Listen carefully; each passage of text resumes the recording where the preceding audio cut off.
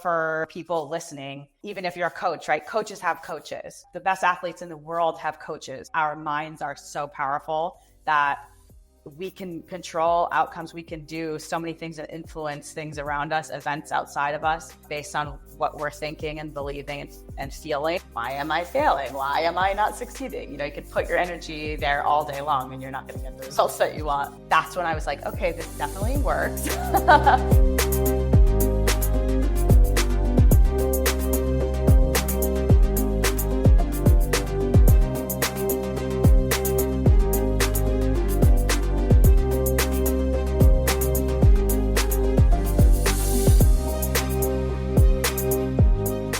All right, welcome to the Evolving Potential Podcast. This is episode number 8. Today I have on the show Megan Henry. Megan Henry is a mindset transformation coach, as well as the head of mental strength for a platform and app called Poise. Poise helps athletes activate their flow state, and they work with NFL, MLB, PGA, the NCAA, and Olympians. She's also a military intelligence officer for the Army. She has a master's in intelligence studies as well as a master's in sports psychology. She's certified through the Flow Research Collective, Mental Performance Mastery as a personal trainer and an associate leadership coach. Also a former Olympic athlete in a sport called skeleton, as well as a world record holder. She has been on 5 USA skeleton national teams and a member of 3 world championship teams and a 3-time Army world-class athlete. And I can honestly go on. There's definitely more. She is a very diverse person. So welcome to the show, Megan. Hello. Thank you. I need to copy that and just play that whenever I enter a room. Who are you? And play this. Yes, that's awesome. That's awesome. Yeah, and honestly, like hearing the way that Tom Bilyeu interviewed people on impact theory just made me want to always make sure I did a really good job, giving people that nice intro. Awesome. So well, thank you. I wanted to kind of start the interview by talking about, first of all, what is skeleton, For sure. as well as how you kind of got pulled into the Olympic world. Definitely. Okay. So for listeners who have never heard of skeleton, if you're a millennial, you likely have seen or hopefully have seen the movie Cool Runnings. So if you've seen Cool Runnings and you know what bobsled is, or at least the Jamaican bobsled team, skeleton is a winter sliding sport. It's on the same track as bobsled. It's like luge, but head first. So it's one person and you push a weighted sled. So you're running bent over and then you jump onto a sled and you reach speeds over 85 miles an hour and you experience over 5 G's of force on a track that's around a mile long. So you usually complete the course. It depends on how long it is, in around a minute. So it is very, very fast paced, very exciting / stressful sport, but it was awesome. It was totally amazing experience. I played field hockey and ran track in college. So I've been an athlete my entire life, and I was recruited from my college sports to actually do bobsled first. And I was too small. So for listeners, I'm 5'2" tall and 125 pounds soaking wet. So me being a bobsledder was out of the cards for me. So I got recommended to try skeleton. So that's a little bit about what skeleton is and how I got into it. So did someone just come to you and be like, hey, we think you'd be an awesome fit for skeleton? Or did you get, like, so you said you got recruited? Yes. So who came to, someone came to find you? So one of our, who's still a bobsledder now, she's a multiple Olympic medalist, Alana Myers-Taylor. I went to American University in DC. She went to George Mason, I believe. And so she was just recruiting people for bobsled. She was trying to search for like brakemen for her as she transitioned to be a pilot. And so she contacted my strength coach from college. And my strength coach was like, hey, this sounds like this would suit you. I was graduating. So if you play in college, and then you're really lucky if you play beyond college. So I was stoked. I thought it was a great opportunity. And what were some of the initial struggles or fears that you faced getting into that? I mean, it's all you. It's your responsibility of what happens to you when you're sliding. It's no one else. So that was definitely a struggle because you want to blame something sometimes when things aren't going well. or like blame your equipment, since that's definitely a factor. There's just little nuances. It's a very technical sport. That was a challenge. And for me, the whole reason I got into mindset in the first place was because in skeleton and bobsled to some degree, but in skeleton especially, it's not just like brute force, right? It's yes, it's super powerful, very, very explosive at the start because it's a running start and you're breaking inertia. You have to push a weighted sled. So that part is the actual sliding is very nuanced. It's very relaxed chaos in a way. You have to be very, very relaxed and in control. And if you're forcing things, much like in life, if you're forcing things to happen, you can have, what look like the perfect lines, but your time will be slow. So it shows up in your time. And so for me, I was like, something isn't clicking here. Like I'm executing, I'm steering where I'm supposed to steer, and I'm doing all of the right things. And I'm like, my expectation of where I want to be is up here, but where I actually am is down here. And so I was like, my mind is what is inhibiting me to excel here, because I'm reaching for something. I'm constantly hoping that I'm going to accomplish something. And I was so much of a perfectionist. And in skeleton, it's not like that. Same thing if you were to try to be a perfectionist in golf, or even if you were trying to perfectly drive your car, right? There's very subtle nuances. Everything is very much in flow. And if you're not allowing, it prevents you from having good success in anything, right? So I recognized that. I recognized that my mind was inhibiting me by being too much of a perfectionist. And also I had a lot of negative self-talk, did a lot of comparison. And so those were my initial challenges of like trying to be perfect, over execute basically, and that negative self-talk. So those are my initial challenges and really what propelled me into the whole mindset stuff. That's impressive that you were able to intuitively realize that though already. Because it's no coach like kind of told you that, you kind of came to that understanding all by yourself. Yeah, I think, I'm sure some of the feedback was like, you're trying too hard, or, something. And I'm like, okay. A lot of it was very much intuitive. And so I had sought out various like sports psychologists or mental performance coaches to help me.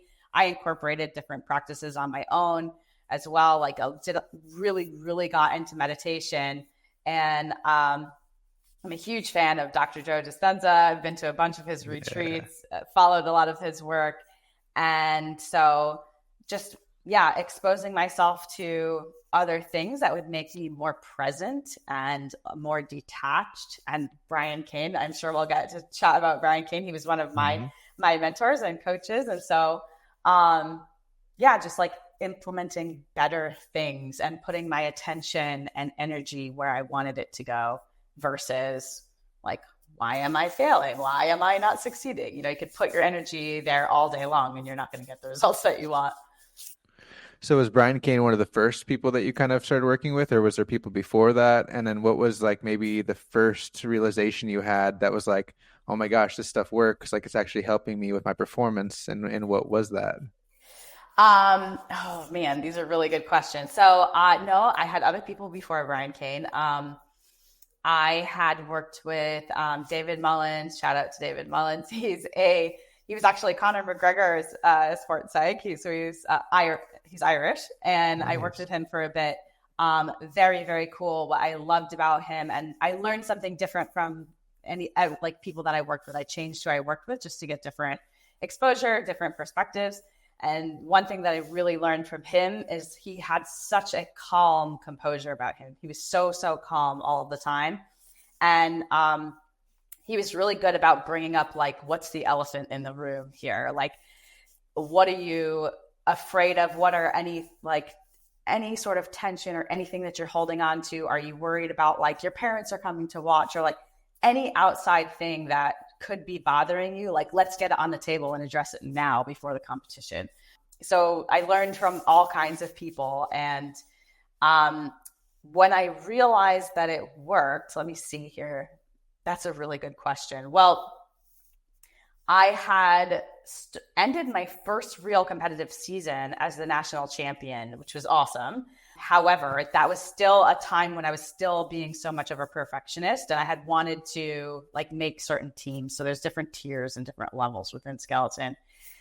And I had also suffered from blood clots. So I was out for a whole year, and coming back from that made it so difficult just to be, I was early on in my career. So, you're still a developing athlete, still learning skills and all of that.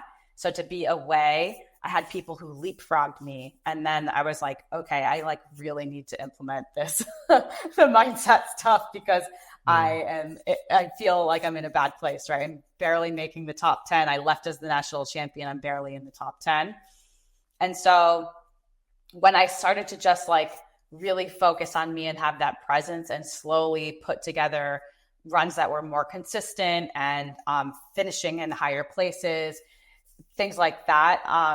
That's when I was like, okay, this definitely works. Part of it I used actually during my recovery from blood clots. I did a lot of visualization and to help my recovery. So that's another thing, like for athletes who are injured, we use visualization for that purpose too. So that was definitely one of the first instances, and like making my first national team was my like this works, and I should keep doing this. That's awesome. So blood clots, man. Like, so did you ever have a thought that you might not make it back, that you might not compete again? Yeah, it was very stressful.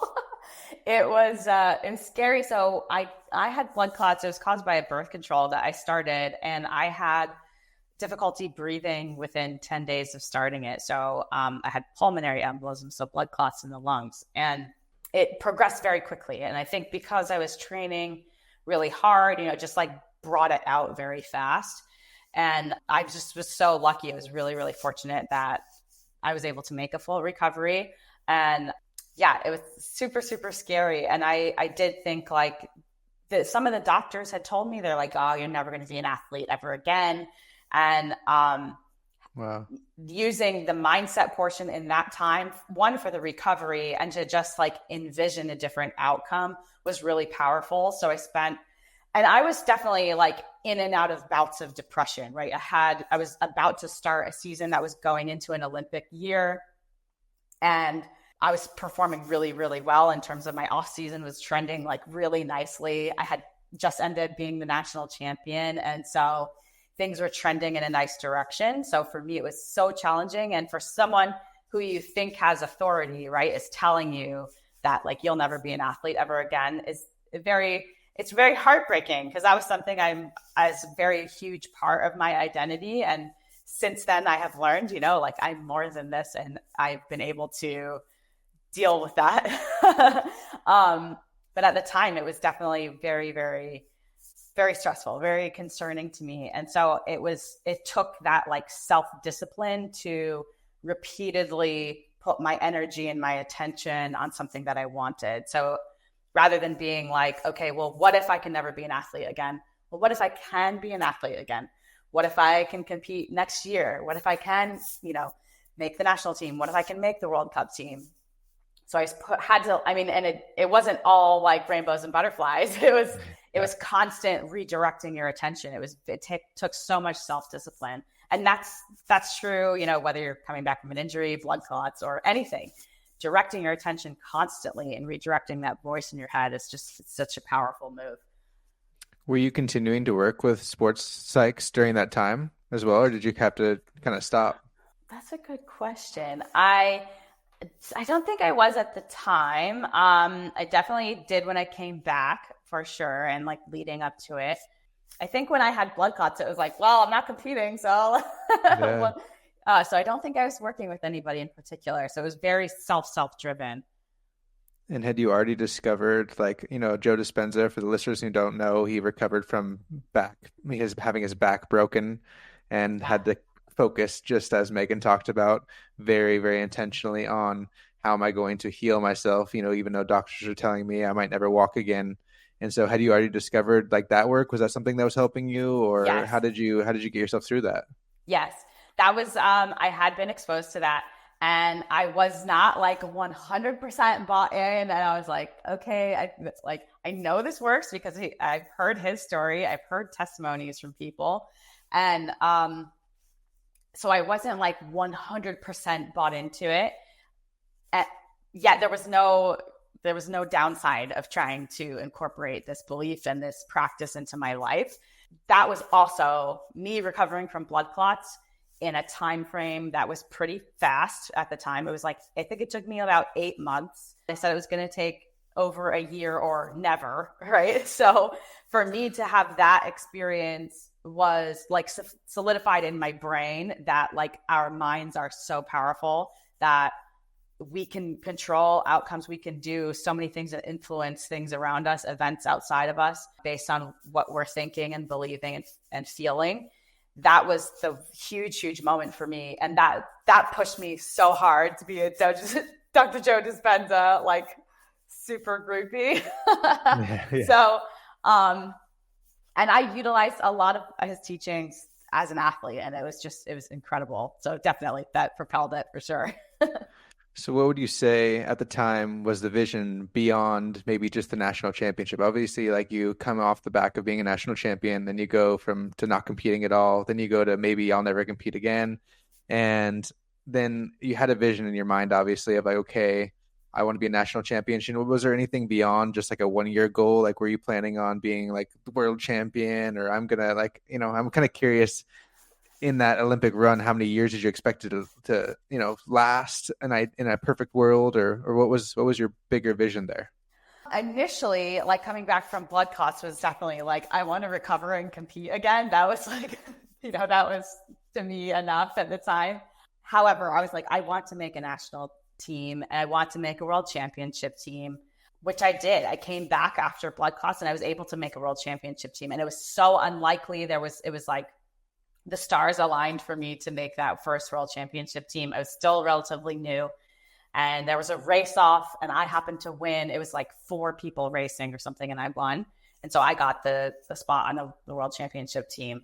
Of course, I always wanted to make an Olympic team. I didn't. I was an Olympic alternate. And a huge part of why I was not on the Olympic team is because I thought that I like had all these practices, right? I was like, doing mindfulness, was doing visualization. I have a positive self-talk, yada, yada, yada, all these things.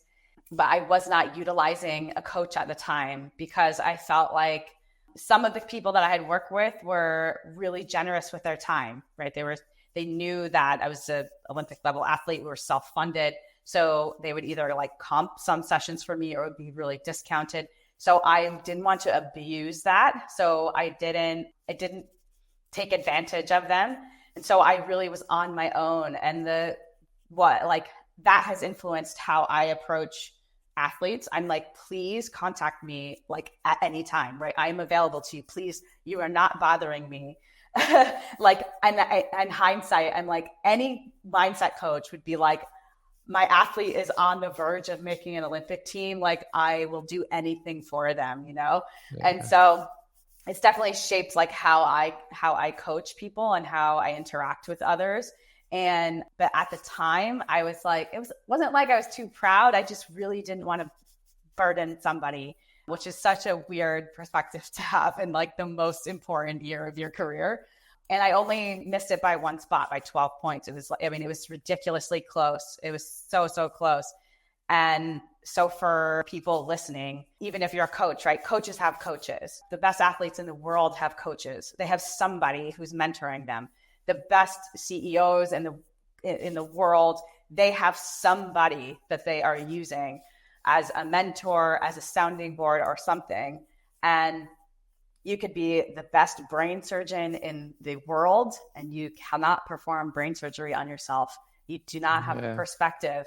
And so just having that perspective, someone who can give you an outside perspective and reframe things for you, it's so powerful. It's really subtle. I mean, it's basically like a glorified accountability partner at times, but having somebody like that can influence your performance so much. And so that's another reason why I'm like really, really passionate about mindset stuff, because it can totally shift a lot for you. Just someone who's believing in you can do a lot.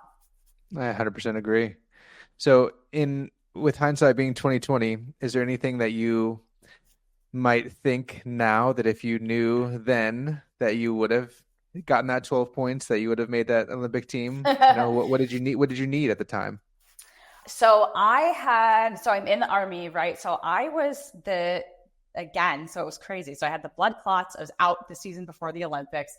Then during COVID, the army didn't let me travel or compete anywhere. So I was stuck basically like twiddling my thumbs while everyone else is off competing. So I missed a year leading up to the Olympic year. And I was still able to set 2 world records during Olympic trials because I spent so much time visualizing that, because that's all I had time to do. I wasn't actually sliding. I wasn't doing anything. Gosh.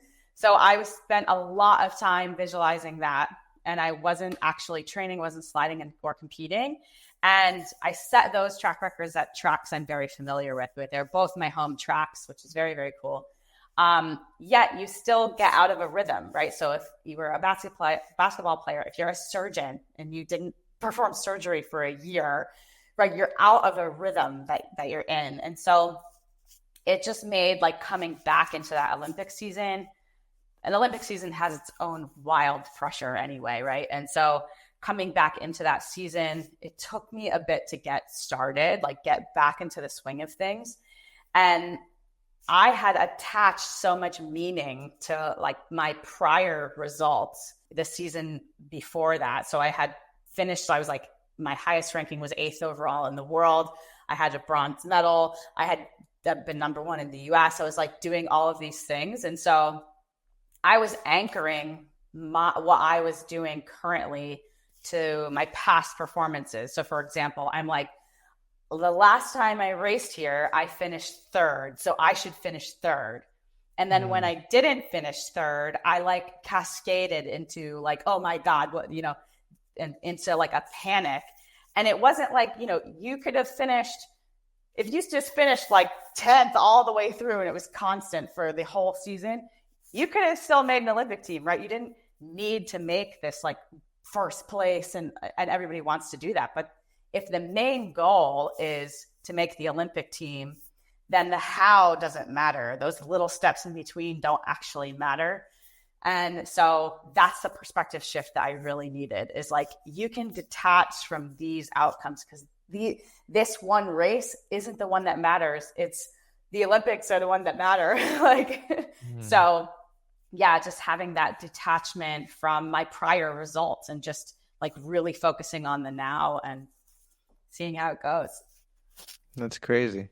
So what would you say going into an Olympic environment was the main difference you were kind of noticing with the athletes? 'Cause I'm very curious about that. Like, I love to think about a high performance environment. I love to think about the fact of how cool it would be to be around a bunch of different people who are performing at world class. And so it's like, what was your experience moving from field hockey and, weightlifting and stuff into this Olympic environment? Even though you're working on a solo sport, you're around a bunch of Olympic athletes. What was that experience for you? It was very cool in terms of like the physical accomplishments that a lot of these people were able to do, right? They were super, super athletic, very diverse background of people. Skeleton by nature like attracts very weird people, and myself included. I say weird lovingly. And, it was just, ironically, it was somewhat of a toxic environment because of the scarcity of making an Olympic team. So it's not very, especially in an individual sport, I can't speak for a team sport, but individual sport, it's not buddy-buddy, like we're all trying to together represent Team USA. And again, this is more so on the women's side than the men's, just because women operate a bit differently. Men can compartmentalize a bit better. So it was very, very competitive. It was so competitive all of the time, which is stressful, but it was fun. Like, it was definitely a very high performing environment. You had to have all things in line to be among the best in the world. And which is cool. Like, I loved that aspect because for me, so I was the smallest woman in the world competing. So to find an edge for me was to really dive into the mental side. So I was the smallest person in the world. I was really fast. So I was one of the fastest pushers in the world. But like, again, you've got to have your sleep is on point, your nutrition's on point, your training's on point, recovery is on point. So what else is there? The mindset, that's like the key separator that I noticed compared to playing field hockey, let's say, in an Olympic environment. That the big separator is definitely the mindset. Were you able to see people who definitely didn't get it, who definitely like sabotage themselves? Oh, for sure. And kind of in your knowing inside your mind, like, oh, I see what you're doing there. Yeah, definitely. And you would have like, we call them training day champions. You'd have people who were crushing it. They were absolutely destroying people in training. And when it come to a race, like, the wheels fell off. They just could not hold it together because of the meaning that they had attached to competition, which is so interesting. Because realistically, there's no difference, right? It's just that this time is all of a sudden being recorded for something, and versus training, it's whatever. So that was really interesting to witness. And myself too, like I obviously did that too, that I attached meaning to certain things.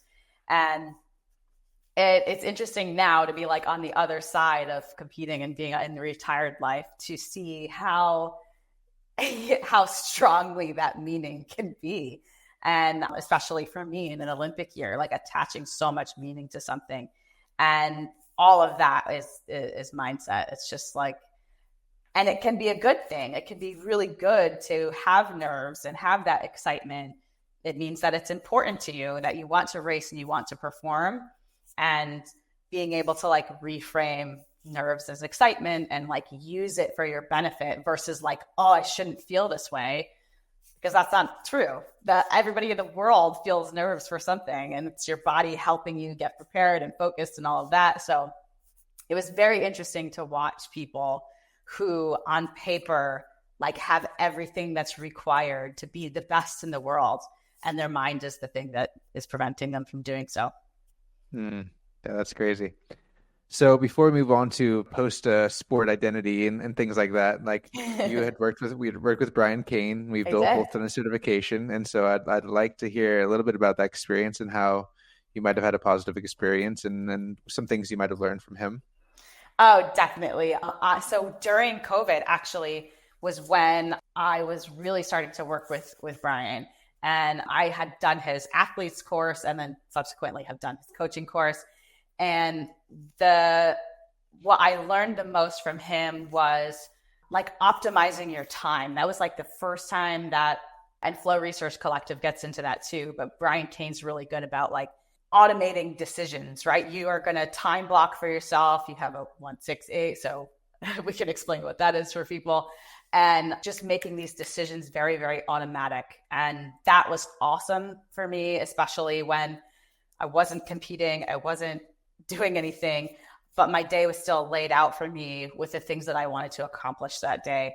And another really big thing that I took away from Brian Kane is the signal lights. That was huge. I still teach that. I teach that to people now. I think it's so awesome just to have that self-awareness. So yeah, that was like the first time that Brian and I really started to work together was during COVID. And he's just amazing. I can't say enough about how amazing he is. He's so good. So let's touch on both of those real quick for the viewers, because I think productivity is huge. I think that my podcast, I would like to help people that have these big visions that are potentially like myself, that are trying to balance the family life and potentially a little bit of social life, and maybe working a real job with trying to chase some big dream, which you had to do at the time as well. And so it's like, how do you time block your day? How do you make sure that you're being productive and getting all the things done that you want to do, so that you're able to go to the gym at 5 a.m., so that you're able to coach all your clients and do all the crazy things that you do? So what is kind of your theories or philosophies or things that you've learned that have helped you with that? So Brian goes into like PM and AM routines. And I think that that's really powerful, because those are really the only times in your day that are yours, that you have a lot of control over. Whereas if you are working at a job, let's say, your day is very much dictated by other things, other like emails that you're getting, or your boss is telling you to do this, or you got to take your kids to baseball practice. So those times are the way that you can set up your day or next day and have like time to decompress and reflect. So I think those AM and PM routines to again, like optimize your day and time block as well as you can for the next day. And I mean, obviously things are going to happen, right? Again, you might have a random meeting. Your boss is like calls a random meeting for everybody and you can't do much about that. Or you assign an hour block to complete a task and it actually takes you 2 hours. There's certainly times where you're going to go over the time, but it's like a general outline for you to adhere to. And I think that's so, so positive. And as far as the AM routine goes, that's just like that 1% of your day that's just for you. When I tell people how much I used to meditate, they go into shock sometimes. So I used to meditate a lot. Prior to the Olympic year, I would meditate about like 3 hours a day. I would get up at 3:30. I'd meditate for an hour and a half. And then I would do walking meditation for an hour. And then on Saturdays, I'd meditate up to 5 hours. So I'm not saying you have to do that or become a monk. 1% of your day is only 14 minutes. So that can be time that is spent like 1 to 5 minutes meditating, another 1 to 5 minutes journaling, just something, or like time blocking your day in the morning if you want to do it like that. That 1% is so, so important because that's like the main time where you can fill your own cup and just like set the intention for your day before, you are succumb to your phone for the rest of the day. Yeah. So meditating that much, will you talk about some of the experiences that you had with that? Like what was the impetus? What was the reward? What was the feedback from you being that into meditation? So I don't do that anymore.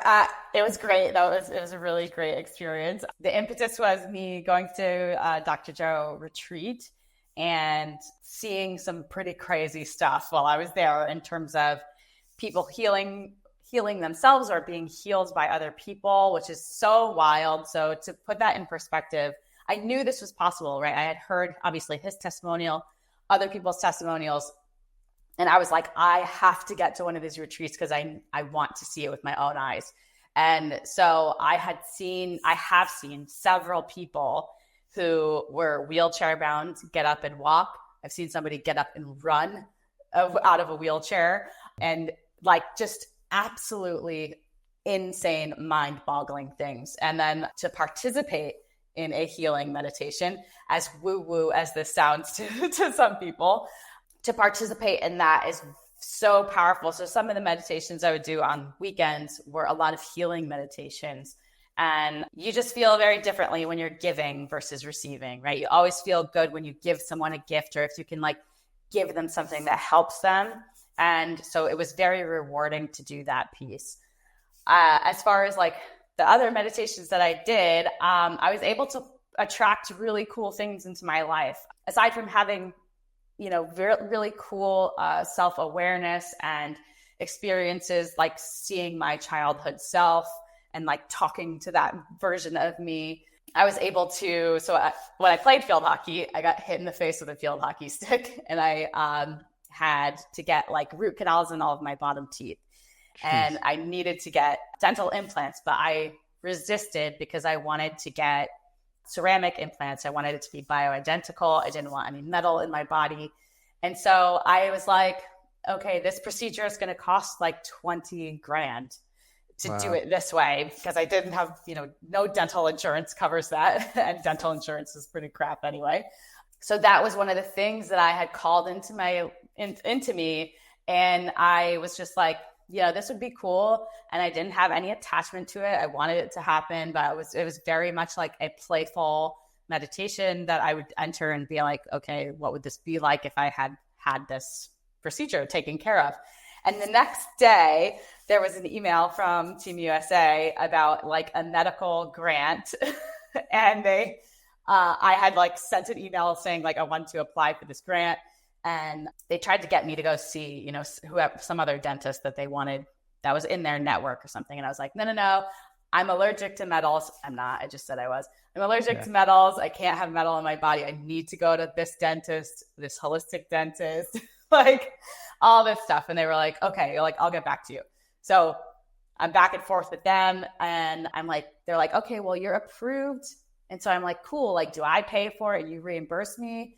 And the lady's like, I'll have to call you back because this program didn't exist 24 hours ago. So anyway, they ended up paying for it. I was no middleman. It was great. And so that was one of the cool things that I attracted into my life. Wow, that's crazy. Yeah, it was Congratulations awesome. for that experience. Wow, that's amazing. It was. And you know what? I think like when I say like, okay, I was meditating 1.5 to 3 hours, I did have the time to do that. I made time to do that. And now I don't really do that. Maybe like we'll do like 30 minutes. There is definitely a difference though from me meditating 30 minutes versus an hour. I think the more experience you get in meditating, you just need a little bit longer. One, you can like drop in quicker the more that you're meditating and the more consistent you're meditating. But I think like staying in that space can take a little bit. And I just like need a little bit more than 30 minutes. So you've inspired me to time block that into my life. That's good. That's good. Okay. Let's go back real quick and talk about the signal lights thing because I think that that's a really awesome concept as well. And I'm sure it's something that you teach or talk about with the athletes that you work with. And so I would like to share that concept with people and let you talk about that. All right, definitely. Okay, so for signal lights, the whole process of recognizing your signal lights. Let's say you're in sales. Let's use a different example because some of our listeners may not be athletes. So Yeah. let's say you're in sales and you're going into a sales pitch. And when you're like neutral, you're feeling good, you're in the zone, you're like, I'm gonna nail this pitch. You're in green lights. Things are feeling sweet. If you are, and that's like you're in control of yourself then. And when you're starting to spiral and thinking about like worst case scenarios or how nervous you are, that's yellow lights. And red lights is you are totally panicking, you're sweating profusely, you're thinking all of the negative things, you're thinking about what the outcomes are, the comparison, your focus is totally outside of you and you're out of control. So that's a little bit of a description of what your signal lights are. So to be able to recognize your signal lights, like when you're in green lights, that's great. I won't elaborate too much because I could be here all day talking about it. But if you're in green lights, you can just have a little routine where you refocus and get yourself back into green lights. If you notice that you're in you notice you're drifting into yellow and heading towards red, ideally you'll catch yourself before you're in red lights. We use a release routine and then refocus to get you back into green lights. So, and having that awareness, like it takes a bit, right? To have that awareness, to notice that, wait, I'm not where I want to be. I'm definitely drifting. I'm panicking over here. My focus is totally outside of myself. Where do I need to be right now? Like, this is not where I need to be. That takes a lot of self-awareness to be able to do that in the moment, especially if it's a high pressure situation.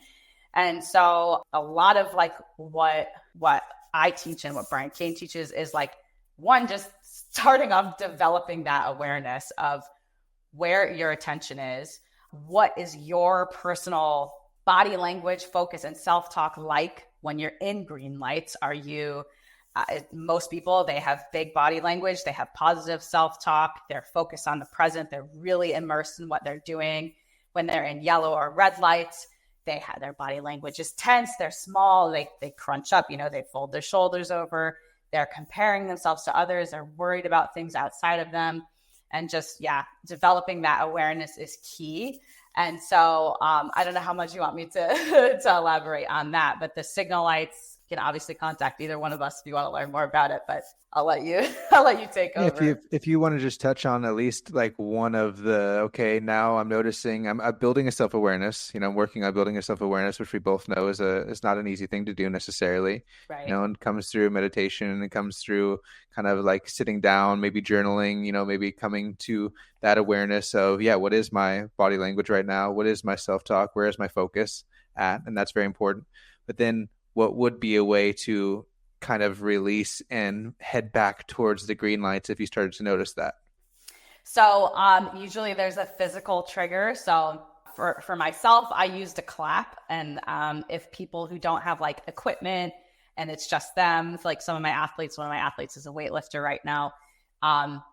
like, unless she's physically holding the bar, right? It's her. So she might have wrist wraps or something along those lines. So it's usually a physical trigger.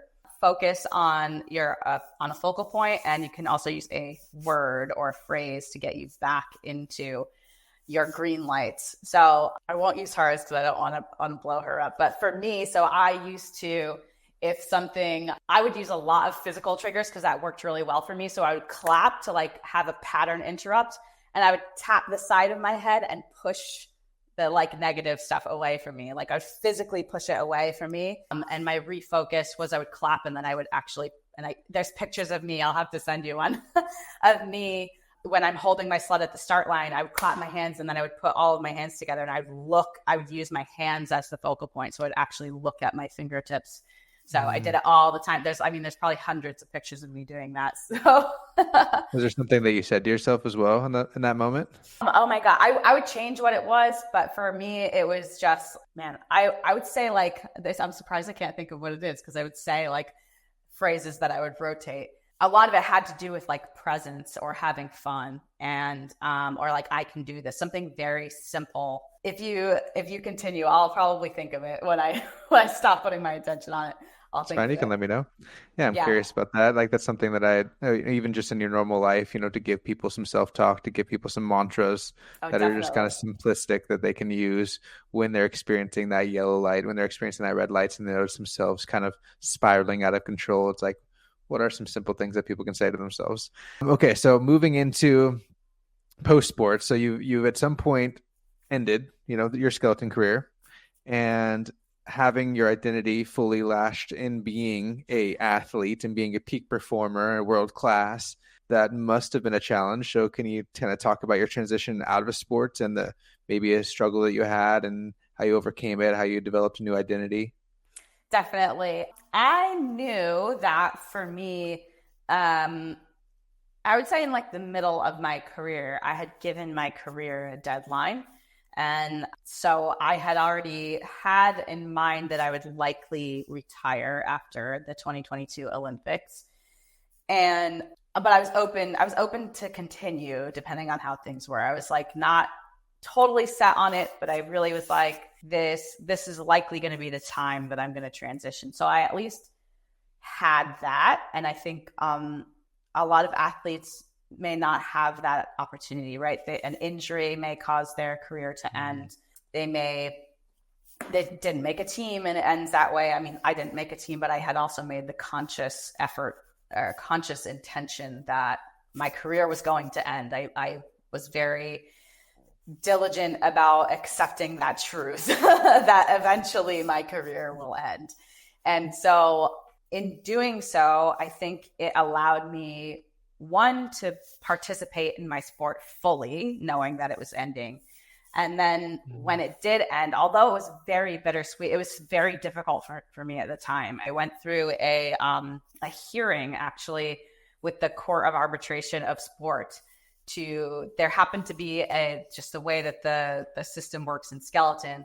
One of the countries that had qualified didn't send their athlete. And so I was basically fighting for this open spot because of the way that the rankings are. They had already filled, like the qualification was that you had to be ranked in the top 45, I think it was, or 55 in the world. And so they had already exhausted this list. So if they went back through, I would be the next person that would qualify. So that was my fight there that I proposed. And it was tough because they went outside of the top 55 and they actually took one of my friends. So I was basically fighting for this spot with one of my friends, which was really challenging. And however, I thought that it was the right thing to do, to be like, well, you're changing the rules at the last second. That's not necessarily fair. So anyway, I did it for a good cause and for the overall good, I hoped. And losing that and like having to really put together like a very mental and emotional battle where I was being questioned. I mean, it was literally a hearing on Zoom with like a dozen people and they're hounding me, like asking me questions, and I had to justify everything I was saying and stuff. So it was very, very tense. I carried myself really well. I had prepared a lot for it. And usually in those hearings, sorry to give a long drawn out story, usually in those hearings, you hear within 24 hours. That's like their own rule that they will give a decision in 24 hours. And so they had emailed me and asked for an extension, and then they asked for another extension. So I was like, this is a good sign, because I never do that. They always have the hearing decided in 24 hours. So they're going to give it to me. They ended up not giving it to me. And that was tough, because I felt like it was wrong. Like I felt really wronged by it. And that was the more mentally challenging part. It was that what they did was not the right thing to do. And not simply because of me, but just like how the rules were written. Right. So it seemed very unfair. I don't really like using that word, but that's what it had felt like at the time.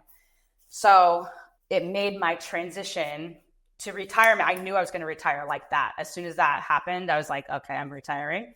Mm-hmm. And part of it was because it made me very bitter at the time. It made me like really, really dislike the Olympic movement at the time. And so I went through like waves of being like really mad and then really sad. And I had like it very much like grief, right? Like going through that period where this piece of me is dying. However, I think I was so equipped with stuff from all of my mentors and coaches on the mental side that I was able to realize that like what I have to offer is more than being an athlete. And I was able to take the perspective that everything happens for a reason, and that this is going to make me a better coach. It's going to make me a better partner, a better friend, like all of those things. And just to really take on that perspective of like, this was not meant for me, because if it was, then I would have gone, right? Like, so having that perspective made it easier for me to shift out much quicker. I know other people who've done skeleton and other sports who retired or didn't make teams and things like that. I mean, they're bitter like 10 years later, right? And so I'm not like die hard, like wanting to watch the Olympics. Like, I don't necessarily feel like that. However, I feel like I can watch it and it doesn't like trigger me in some sort of way. I watched skeleton. I watched all of the races. And I thought I was never going to be able to do that. I thought I was never going to be able to watch a skeleton race ever again. And I actually went the year after I retired. I went to the World Championships and I helped coach and I watched. And that for me was like, dang, it made me sad. It made me really like emotional to be there. It definitely brought feelings up, because I was like, man, the hard part, sorry to talk in circles. The hard part is knowing what a tremendous athlete I am. And that it makes me emotional now to talk about it. Yeah, it should. Thank you. Sorry. So being able to have that, I'm like, it brought me back to being at Worlds. So sorry, it makes me emotional, because I was like, I still have the potential to be really good. And so that is even still like, right, it brings up that emotion for me to be like, I still possess all of these skills and athleticism and talent and drive, and I've got to channel it somewhere else, which I love. Like, I get to live vicariously through other athletes that I coach on the mental side of things. It's just a different channeling of those things. And I think when I watch skeleton now, there's still a part of me that's like, and people come up to me, like people, text me and message me like, you could still be sliding. You could still be like in the top three. Yeah. So that is like challenging, but there isn't actually like a part of me that's like, yes, I would 100% go back. I do not want to slide again. I don't want to, not competitively. I would slide again. And I have since I retired. I went back just to be like, give my goodbyes and like hang my brush spikes up. And people told me they were like, you can still slide, That's the hard part, to be like, you still could be doing this thing. And almost like an ex, right? Like your ex-boyfriend or ex-girlfriend, that things weren't ever like horrible, but like it just didn't work out between you two. And like, you still are friends, you still talk, but like, it just didn't work, something along those lines. I'm trying to think of a good analogy. It's like that. It's like this just missed path that wasn't meant for you in this lifetime. So yeah, no, I have my own story with drumming. My drums are right here to my right, and so it's like I always wanted to be a rock star and got myself tattooed up and did the whole thing, and anytime someone sees me drum still, they're like, you could be like a professional musician, you could be a rock star, you could be all Yeah. these things. And I'm just like, that wasn't in my cards really. It just didn't seem Yeah. to work out, and it wasn't really the lifestyle I wanted. And I went through that whole chapter already. So I know how challenging that can be, where it's like, God, watch somebody else like play some simple ass, drum song with some big band playing touring worldwide. And I'm like, I could literally play that in my sleep. Like, Right. it's ridiculous. So I know what you mean. I Definitely. do know. Yep, I know what you mean. So when did you decide that mental coaching is something that you wanted to do and started moving into that world? I knew Immediately? I knew it was gonna when I was in skeleton, I knew it was gonna be the next step for me, especially when I was working with Brian Kane. I knew that it was something that I wanted to do. I pursued his coaching course. Another mentor of mine, Dave Austin, and his son Shane Austin, who I am now a part of Poise. It's actually with Dave Shane and Chase Austin. Started Poise, which is a visualization app. When I worked with them, I also knew that that would be the next step for me and that I would be involved in some way. So those, that wheel was turning while I was an athlete, and I knew it was going to be the next thing for me, which was good because it gave me direction afterwards. I didn't sit idle for too long. There were certainly things that I definitely had my time where like I decompressed and let things go, but it was good because it gave me direction, which was really positive. Yeah, that's huge. And so now you're working with the Poise app is not just an app, but it also allows people to like have a premium thing probably of some sort that allows them to work with one-on-one coaching, right? Yeah, we're like pivoting a little bit. That's definitely part of it now. I'll briefly do my little pitch about what Poise is. So, Yeah. it's predominantly a visualization app, so it's definitely a mental strength app. However, the main selling point is that it has sport specific and position specific visualizations, like pre-game visualizations. There's other mental tools in there, other mental imagery, meditation, things like that. The premium version of the app has that sport specific, position specific visualization. And the cool part is when an athlete goes into the app and they're going to do, let's say, a pregame visualization, it asks them a bunch of questions. So, like asking them, how nervous they are, how they feel, all of that, so that a really anxious athlete is going to hear something slightly different than someone who's overconfident. And all of that, I mean, you would think like with AI, which we definitely have plans to incorporate that more. All of this was done by us on the back end. Like, so it's a ton of work on the back end to make it tailored to somebody versus like AI generated. It's all us. So yeah, definitely we're a startup. So it's in the growing phases. We're pivoting a little bit and still incorporating those things, those main things, though, with the visualization and sport specific, position specific stuff. So yeah. And you're working with athletes outside of that, I'm assuming as Mm-hmm. well. And what would you say then off the top of your head? What are some of the common problems that you're seeing? Athletes are, I have to hint, I have to touch on this because this is something I think is really important, that athletes are normal people. Even when we're Yes. talking about professional athletes, they deal with normal problems that everyone else deals with. And so it's very Yes. important to ground that in reality. And so what are the common problems that you see that athletes are facing that you're able to kind of help them through? Oh, number one is confidence. And it's crazy because like you said, this is the top in the world to beginner. Confidence is number one for sure. I've had a world champion struggle with confidence, and so it's no one is like immune to to that. It's just they can reframe stuff quicker. They have positive self-talk. They have tools that they implement and use. And they still need that perspective shift at times. It may not be all of the time. They still need that perspective shift when things aren't going amazing. I would say the other thing is thinking that things are going to go amazing all the time. And I totally love that. Like, that's obviously what everybody strives for. We want things to be rainbows and butterflies. But the reality is you're going to have those up and downs. And so the faster you can accept that to be true and embrace that as a true fact of life, the better off that you are. And just realizing like this failure is a good thing. It's setting me up in another way that I just can't see yet.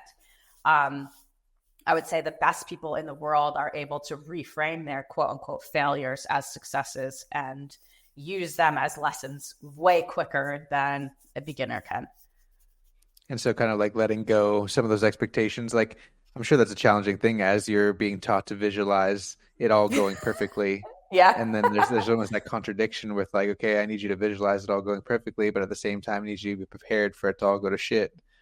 Yeah, definitely. It's interesting. So some of our visualizations or visualizations that I use too is seeing someone overcome struggle. So seeing someone overcome themselves where things aren't going perfectly. And I think the trap, especially in skeleton, is to visualize a run that's perfect. And that never happens in skeleton. It never, ever happens. Like even the best runs, something is not 100% perfect. So being able to do that, or for example, I had visualized myself setting track records, world records. I had visualized that. And the key to accomplishing that is detaching from that outcome and being okay with whatever the outcome that ends up happening. And that sounds a lot easier said than done. Yeah, totally. But some of the athletes who are okay with their result not being what they wanted, that's like amazing, right? That's top tier right there. Would you say that you've faced any imposter syndrome, whether it's through all of a sudden becoming an Olympic athlete or moving into the field of mental performance coaching, and how might you suggest that someone would overcome an imposter syndrome? Oh, good. Or self-doubt?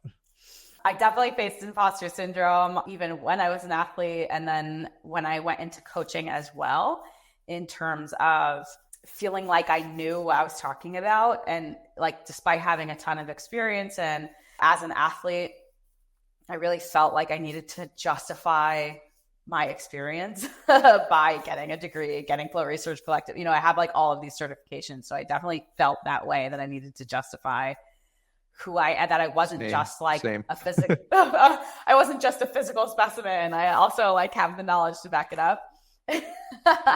So in terms of addressing imposter syndrome, I would say is to take action.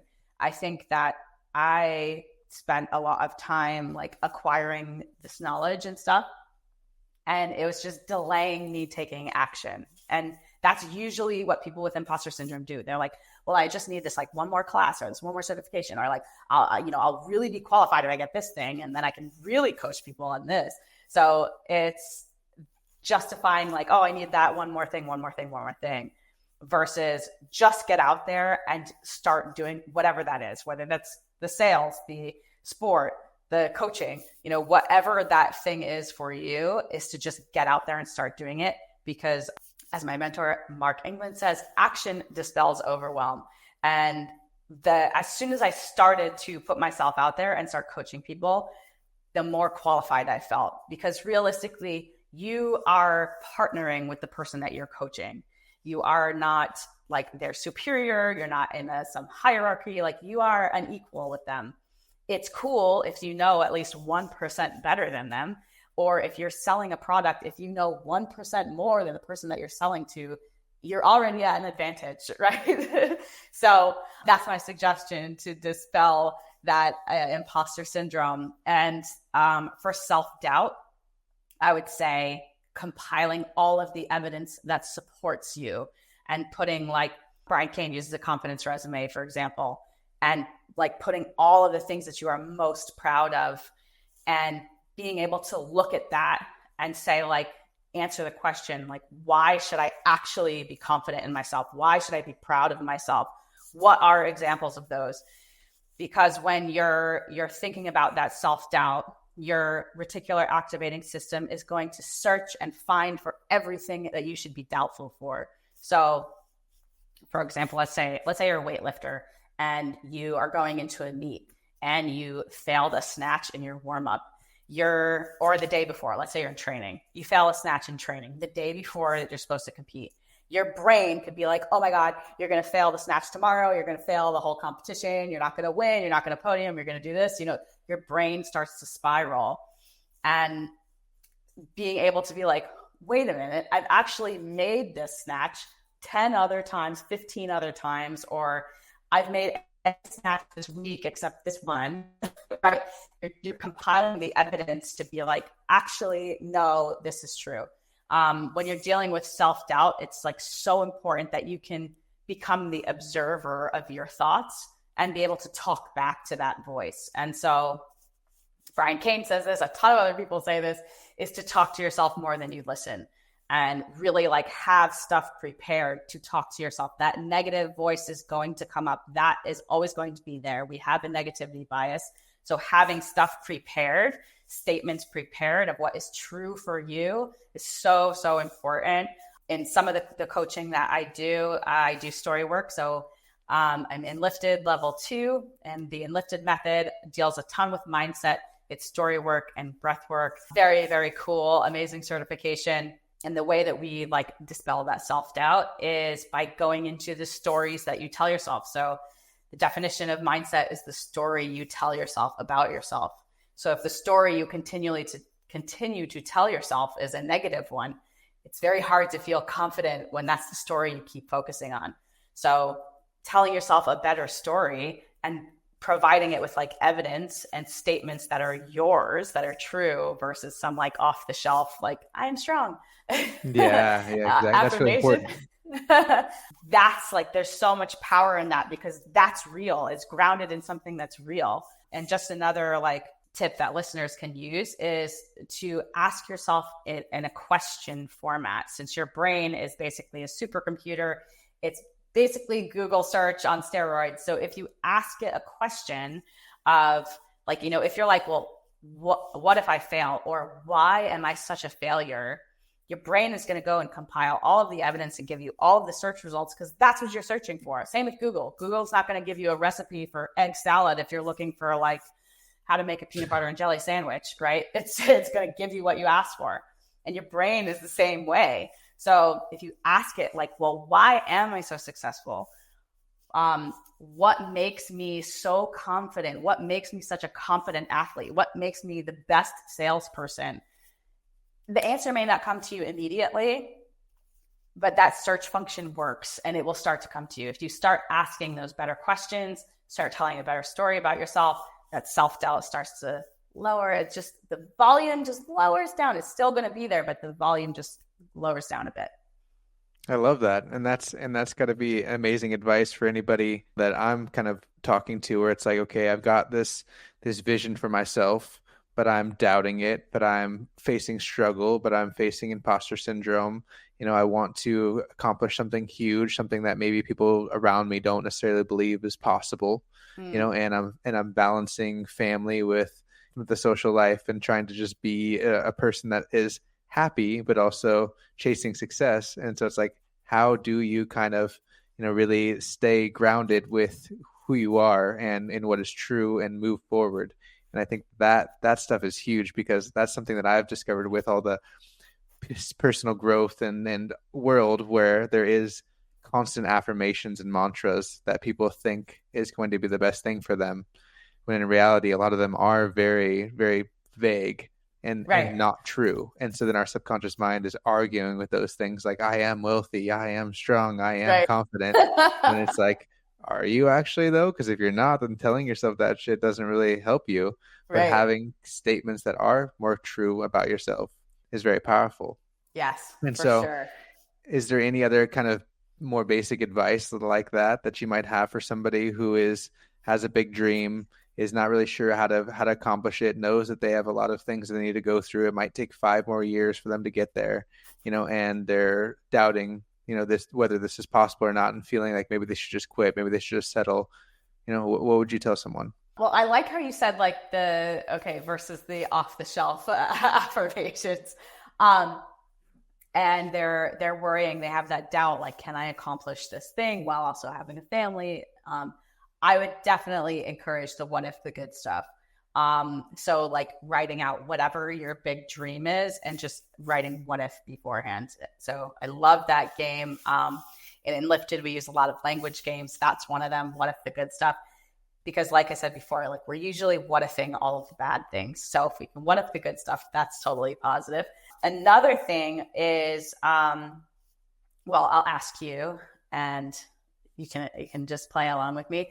What do you think of when I say abracadabra? Magic. Okay. Yeah. So abracadabra, literally translated from Aramaic, means with my words I create. So the words that we use have such an impact on the picture that we create in our mind, what we think, how we feel, and then the actions that we take. So something that I talk about in Lifted that we're taught is we talk about soft talk words. So soft talk are exactly what it sounds like, softening words, things like maybe, I guess, possibly, potentially, someday, hope, I think, Perhaps, almost. Perhaps, thank you. Yeah, perhaps. All of those, like those words that bring up that uncertainty and avoidance. If you are using those words when you talk, you signal to your subconscious mind that I don't know what I'm talking about. And 2, I don't feel confident about what I'm talking about. So I'll give you an example. So if I were to say to you, hey, would you maybe want to meet for coffee sometime next week? There's a big difference between me saying, hey, do you want to meet for coffee on Tuesday at 3:00? The energy behind it's totally, I mean, that's a silly example, but the energy behind the sentence is very different. One comes across as like a wet noodle. This is somebody I do not want to go on a date with, right?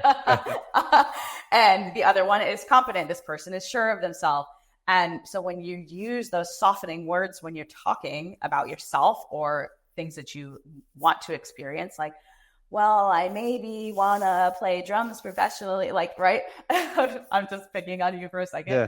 The likelihood of you accomplishing that thing is very low just based on the words that you're using, because the image that's in your mind is one that is not very clear. It's not a very clear image. And our mind thinks in those pictures. So the more clear and precise you can speak, then the more like confident and sure of yourself that you will be. If you want, we can play a language game. Yeah, for sure. For sure. Okay. I know who Mark England is, by the way, and so I'm a huge fan of that as well. Yeah, that's awesome. So go ahead. Yeah. Have you played the Should Detox before? That's a really good and easy one, but I'll have you play along for listeners. No. I mean, I am very much into getting rid of the shoulds. Tony Robbins says shitting all over yourself, which always cracks me up. So go ahead, let's do it. Okay. Let's do it. So if you can think to yourself, or if you have a pen and a paper, you can fill in the blank. So just fill in the blank of anything. So I should fill in the blank. And that could be, I should do the dishes. I should go to bed earlier. I should play with my kids more, whatever that is. It could be anything. Like I should be more productive. Okay. I should be more productive. So when you say that sentence out loud, how does that make you feel? Not good. Like I'm not doing a good enough job. Okay, right. Awesome. So I want you to change the word should. If you wrote it down, you can cross out should and you can put could. And now read that sentence for me. I could be more productive. Okay. And how has that changed, if at all? It feels more like possibility. It feels better. Right. Okay. So now you can change could to can. I can be more productive. Has that changed at all? Yeah, it feels more affirming. More affirming. And so we could continue. We could be like, okay, I can be more productive because, and you can fill in the blank. Because I am capable. Yeah. So cool side story. When you use the word because, it's like a shortcut for your brain that if you wanted to use this, let's say like as an affirmation, let's say if you wanted to use this as a little mantra, the word because just like short circuits your brain. And it's like, oh, okay. So you could literally put anything in there, anything after the word because. It's just that heuristic. So your brain's like, cool, that's good enough for me. So you could say, I can be more productive because the sky is blue. And it'd be like, cool, So that's a fun fact for you. And when you're talking to other people, so if you were like, "Can I please cut you in line to get on the airplane because I really need to go to the bathroom." Like, I mean, it could be anything because my sandwich is in my bag. They'd be like, "Okay." Like, and people are more likely to let you do that when you say the word because. So there's a fun fact for you too. But the power of language. So in that sentence, right, we went from should to could to can. And even just shifting from should to could, the energy of the sentence changed. So it goes from feeling like, oh, this is really heavy. It feels like a burden. I feel like I'm judging myself to, oh, there's possibility. There's actually a way for me to be more productive, right? There's an opportunity here. So in like examining how you're talking to yourself and others, it can totally change how you show up in life, which is very, very cool, right? And the word is the smallest unit. It's the smallest measurement of language. And so when we just change one thing, it can really, really change how we think, how we feel, how we act. And that's really, really cool. And so when we eliminate those words, like those softening words that I was talking about, that maybe, I guess, probably, could, should, all those words, we start to feel differently. The picture that we create is different. We take different action. We show up more confidently.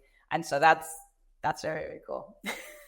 That was amazing. And that's exactly what I think that people need, because first of all, it's not necessarily easy to gain that self-awareness. And Right. so if you want to maybe touch it all about, some ways to gain self-awareness over the way we're talking to ourselves or over the story we're telling ourselves, like that would be kind of a cool place to touch on. Because yeah, I mean, that is I know from personal work that I've gone through NLP and, mental performance and stuff like that. Like, okay, like there is a story we're telling ourselves, whether we know it or not. And to be aware of what that story is, what sort of questions we're asking ourselves, what sort of words we're using in this story, what sort of pictures we're creating in our mind is dictating the actions that we're taking in life. And so what would be, maybe meditation is your answer, I'm not sure, but what would be kind of a way to gain some self-awareness about what the story is? I feel obligated to say meditation. No, I don't. I feel great to suggest meditation because it is such a loving action to take where you can gain self-awareness and examine your thoughts. I agree with journaling. I like journaling to a degree. However, if you just journal and you never look at it again, that's not doing a whole lot for you, right? So I think journaling and then reviewing what it is that you've written can be very, very powerful. And that's basically what I do with story work. I'm having you tell the story, and then we're looking at your story. We're looking at what it is that what you're saying. What are you telling about yourself? What are you thinking about this situation?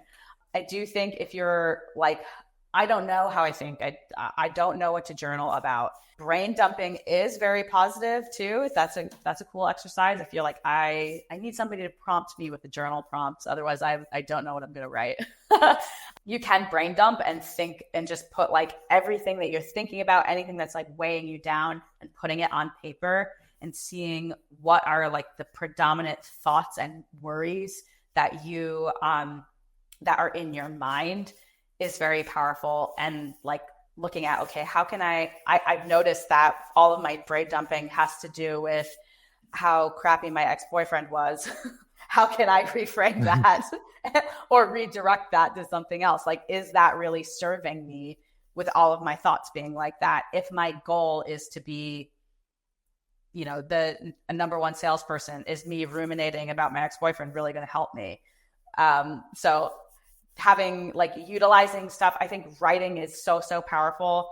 We keep a lot of our stories up in our head, and it could be a story about anything. So it could be like, yesterday I had a fight with my sister, and you just write out the story of what that fight was, what it like write it out in full sentences as if you're telling a story to someone else, and just going through that story can be really powerful. And that's like a really Cliff Notes version of what I do with people in story work, because that's literally what we're doing. We're going over those stories. And so, yeah, that's definitely one of my suggestions on how to gain that self-awareness in addition to meditation. Do you think part of the story that you might have people write to would be like, what do you see for yourself? What do you believe about yourself? Like, is that some of the stuff that's included as well, like building a future vision or writing a story about why you deserve something or any of that stuff? Definitely. A lot of it. So usually that comes a bit later just because people usually seek out coaching when they feel stuck, right? So Yeah. going over whatever is keeping them stuck is important because if you just like, we obviously want to go from A to Z and like go into like, yes, this is the big picture and this is the next big thing. However, like you said, if you're like, I'm rich, but everything in you is telling you that you're not rich, it's very hard to embody that. And so the same is true if you have this like future vision for yourself, yet you're holding on to this story that could be from something that was when you were 7 years old, right? If you're holding on to this story, like, I really want to be a singer, but when I was 7 years old, my mom told me that I was like to shut up when I was singing. That like, okay, well, we should definitely go process this story first so that you can go and like express yourself truly, right? So usually we go through we call it the stuck and suck. Mark England says the stuck and suck first. We go through that stuff first. And so that you're able to really like embody that version of you. However, that isn't always the case. So sometimes for athletes, they will like, okay, so I had a girl that came to me and she had not raced in 6 months. She was terrified. She had crashed. She was terrified of racing. This was in cycling. And she, unbeknownst to me, we had like released this story about her crashing. So she entered a race like that the next day and she was racing in like 2 days. And I was like, okay. So we went into like, what's the best case scenario? What does it look like when you're competing? Like, I want you to tell me the best case scenario of like, are you winning? How do you feel? What does it look like? So we clearly didn't address like all of her limiting issues before that. And we went into like, what's the best case scenario? And she went out and she won every race that she entered. Wild. It was wild. Abracadabra. So what with my words I create as another pop quiz. Spell, the definition of spell is a word or combination of words of great influence. So when you, again, she wrote this story, right, of what she wants to happen. We read through it and it makes that story appear more real. It feels more real. And she's directing her attention to that. All of her energy is then going to this thing that she wants to happen versus what if I crash again? What if I do this, right? So there's certainly power in doing that and focusing on, especially if it's immediate, if it's something that's coming up, it's happening like right now versus like in 10 years, I want to be a millionaire, right? Then if it's something that's happening very, very rapidly and you don't have time to go over all the stuck and suck, then it's very powerful to do something like that, to talk about like how you're going to show up really powerfully and in a positive way. Yeah, that's an amazing story. Thanks. And I love that. And I think a lot of people need to be willing to do that and to go through both the stuck and suck, but also through the what does it look like at its best? Yes, and how do I really definitely. tell a story that maybe is more empowering or maybe creating a better mental picture in my mind or creating a more positive vibe for my body and my soul, my energy. Definitely. Words are energy for sure. Yeah. And so I saw on your page something that you call the savage method. And so these are some grounding principles that people could kind of touch on. So will you go over that real quick? All right. So I have to preface this. My nickname is the Savage Meglet. I was given this nickname like over a decade ago, and it stuck. So my method then is the SAVAGE method. So I've used SAVAGE as an acronym. And so S stands for structure. So that's like the habits, the routines, that time blocking, all of those types of things. Structure. Awareness, that's that mindfulness, the meditation, the journaling, story work, all of that falls under there. Visualization is the V. Affirmation / self-talk is the next A. G is for gratitude and E is for execution and like putting all of those things together. So those are like my principles on what I coach and what I mentor using with people, whether you're a coach, athlete, high performer, CEO in that space. And we just pull from each one of those categories and hopefully we get you to be your top 1%. I love that. I love that. Okay, I'm gonna go back to some more, just one more, a little basic question again to touch on this. If someone has let their dream die, which it always makes me very sad. If someone wanted to be something awesome and has decided that they don't want to do that anymore because they're have a story, where might they start? What might be your suggestion to them to bring that dream back into their life and to start believing it's possible and to, start going after something bigger? This is such a good question. So, one, I would want to know, like, what was the reason for you giving up on this dream? And I would also say that we are given dreams to pursue them. So I'd want to know more about like this process. Like, did you even take one step in this direction, or did you just give up at the start line? Like, what does this look like? So I'd want to know more about their particular situation. Because, like, for example, I shared my story, right? My dream was to compete on the Olympic team and to win a medal for the United States. That didn't happen. However, the journey to that was still part of that dream, right? There's still something very, very beneficial in pursuing something at a really high level with passion, with dedication. There's a lot to be said for that. A lot of learning comes from that, and the willingness to be okay with like the journey being the most important part. So I would be curious, like, what is their desire level for this thing? Has it petered away? Have they redirected? Like, for example, I'll use myself because that's easy. Like, my desire to compete for Team USA really dropped, right? I didn't feel the same passion, the same drive for it. And I was okay with like transitioning, and I put all of my passion into the mindset stuff. I really, really am so passionate. I'm so excited by it. It gives me a lot of joy, a lot of gratitude, and I live vicariously through other people. So it's very, very rewarding. So I would want to ask those questions, like, where are you in this journey? Did you give up? Or like, do you just not feel the same? Because that's okay too. If you have a dream and you're like, you know what, maybe I had this dream. I'm using maybe consciously. Maybe I had this dream because my parents wanted me to be a lawyer. And like, I don't actually really want to do that. So I gave up. So having like that awareness of like, is this dream yours? Did you really, really want this? Are you still passionate about that? Those are all questions that I would want to ask. And if somebody was like, I'm dying to do this, I would do anything to do this. And I just don't think that I've got it in me. I just don't think it's meant for me. That I would definitely challenge, because there's certainly some limiting beliefs that they have the opportunity to overcome. And that could be the whole purpose, right? It could be like, same for me. I didn't make an Olympic team, but I totally became an unrecognizable version of myself in the journey to become an Olympic medalist. I did things I never thought possible. I set world records. I was an American record holder numerous times over. I just did so many like unbelievable things. I became who's talking right now. Like, I am much more confident. I am more impactful, very compassionate, very empathic.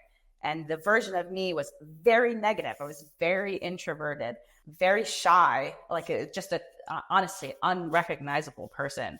So it could be that is the whole purpose of the reason why you have this drive, this passion, this goal, this dream, even if you don't accomplish it. So hopefully that answers your question. No, that was perfect. And I want to kind of touch back real quick on, obviously you probably faced some failures during that time. It's not like, oh, I just went after my Olympic dream and I set all these records and I did all these amazing things. Right. It's like there's definitely failures along the way. And so I think that's part of what I'm getting at too, is like, you had talked about taking action, overcoming self-doubt through taking action. And so I think that that's a thing that some people could use a little bit of advice on when they're taking action, but the action is failure. The action is fear, because of the fact that like, well, I tried it and I sucked at it. I tried it and I looked stupid, and I just need someone to tell me that it's okay to keep trying.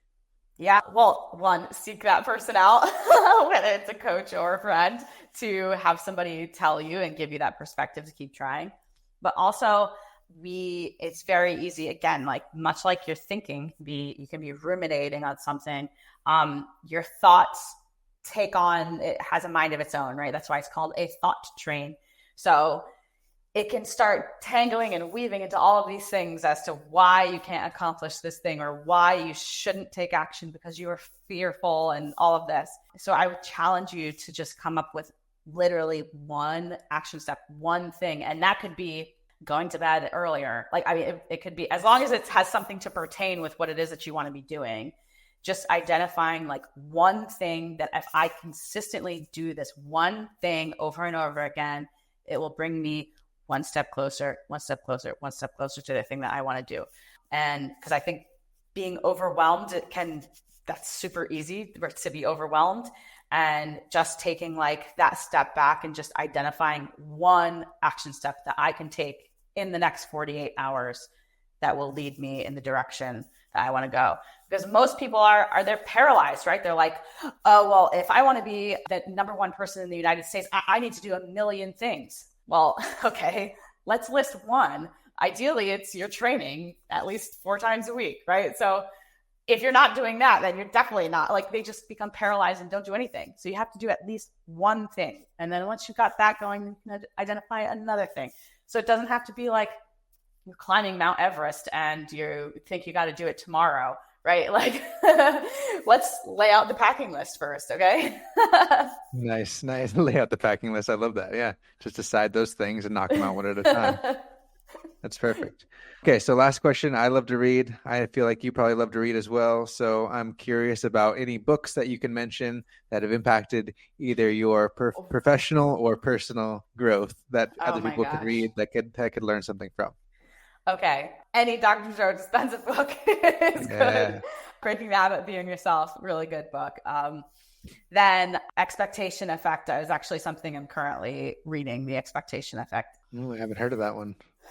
Yeah, very cool. Another one is I don't think it's called The Aladdin Effect. It might be The Aladdin. If you Google The Aladdin Effect, I guarantee you the name of this book comes up. Jack Canfield wrote it. Okay. It talks about the power of asking, and that most people are afraid to ask for the things that they want or need because they're afraid of the rejection. However, most people are also afraid to say no. So it's interesting. As far as like mindset goes, I would also say The Unbeatable Mind by Mark Divine, and then also The Confident Mind by Dr. Nate Zinzer. Also both of those very, very good books. I could say a million, so I'll leave it at that. I love it. No, that's perfect. Okay. And then where can people find you if they're interested in working with you? What's your Instagram? What's your website? If you have any, how do they follow you? Awesome. Primarily right now, my website is savagehighperformance.com. It's under construction. So if you go there, you'll see a big black screen that says it's under construction. So nice. If you follow me on Instagram, Twitter, also I'm on LinkedIn. I'm at the Savage Meglet, and I respond to DMs. If you have any questions about anything, I would love to answer them for you. So definitely reach out. Okay, that's perfect. Well, thank you so much for being on the podcast. You did amazing. I completely loved our conversation. And until next time, okay? All right. Thank you. Thanks for having me. Okay.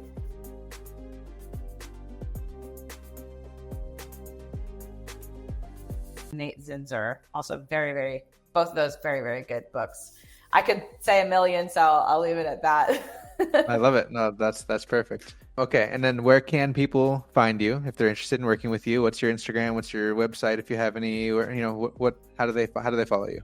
Awesome. Primarily right now, my website is savagehighperformance.com. It's under construction. So if you go there, you'll see a big black screen that says it's under construction. So nice. If you follow me on Instagram, Twitter, also I'm on LinkedIn. I'm at the Savage Meglet, and I respond to DMs. If you have any questions about anything, I would love to answer them for you. So definitely reach out. Okay, that's perfect. Well, thank you so much for being on the podcast. You did amazing. I completely loved our conversation. And until next time, okay?